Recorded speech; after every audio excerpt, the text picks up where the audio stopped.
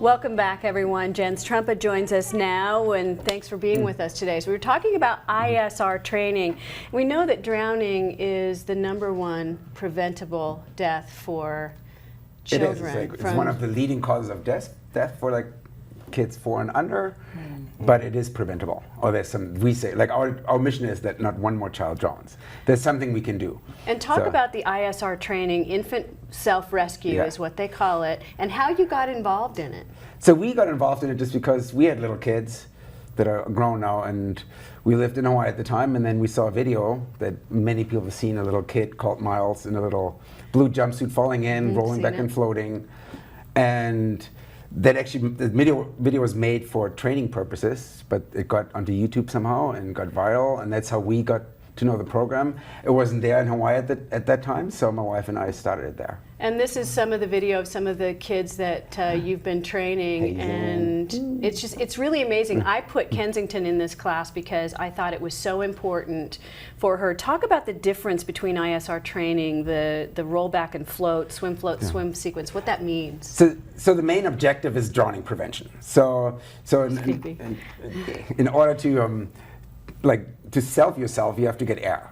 Right. So you have to get to a vertical or horizontal position on your back in a way for infants and children.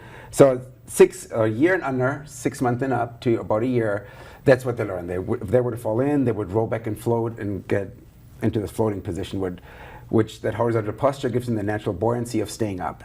So when they're older, then they can swim. Once they can walk, they're able to swim. Same there though. If you try to swim with your head up, and people that have kids and try to swim with their kids, they know that you're in a vertical position that just pulls you up by nature. Well, I remember as a kid, I was going to say, when I learned to swim when I was about 7 years old, and I still remember the coach kept saying, when I would get in trouble, he would say, lay on your back, and I would panic though. I couldn't do it, but I realized that was the thing to do. So that's what happens though. People go in that vertical posture because you're used to standing up in the pool. And so what we teach is okay, in order to swim, you have to have your face in the water because that's how you reach the horizontal posture. So then to get air, if you lift your head, you would drop.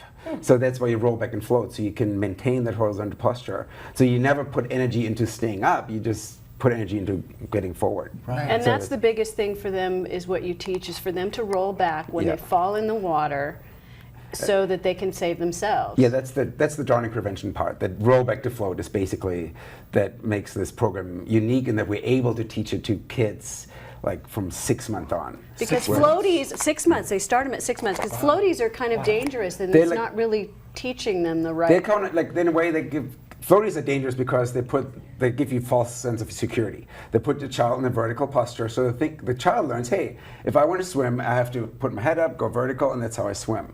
They don't make the connection that they stay up because they have floaties on, and they think, hey, I can swim. They fall off, or they don't have them on. There's a pool. They go in the posture, and they go under. Does it work for adults as well? Yeah, I mean, seriously. But when you look at adults, though, when you look at professional swimming or any swimming, it's always this horizontal posture. You can go to any stroke. It's like this, where they just streamline, So when they learn early on that is the posture you swim in, they become better swimmers later on, and then some go on to actually go and do stroke and competitive or just have fun in it. It was amazing to watch. We've got some video too of kids in their clothes, because we were asked to put kids in their clothes, full on what they wear during the day. There's Kensington flipped over in her clothes, but so also in winter clothes. There, so what we do, because this is drowning prevention. So if you fall in, you're most likely not in your Speedos and goggles. You're dressed. So. And then where they flipped over. Oh my gosh, she's in a coat and boots. So that would look at my little Kens. Why we flipped him over? That's Kenzie. Yeah, it is. She was crying, but she's breathing. That's the point. So the thing is, the crying is the biggest issue why parents have a hard time with it. It's scary at first. But so the way we teach is it's based on operant conditioning. So there's Kenzie again. They have to be motivated to do something. Operant conditioning is basically reinforcing the right behavior. So they have to do something.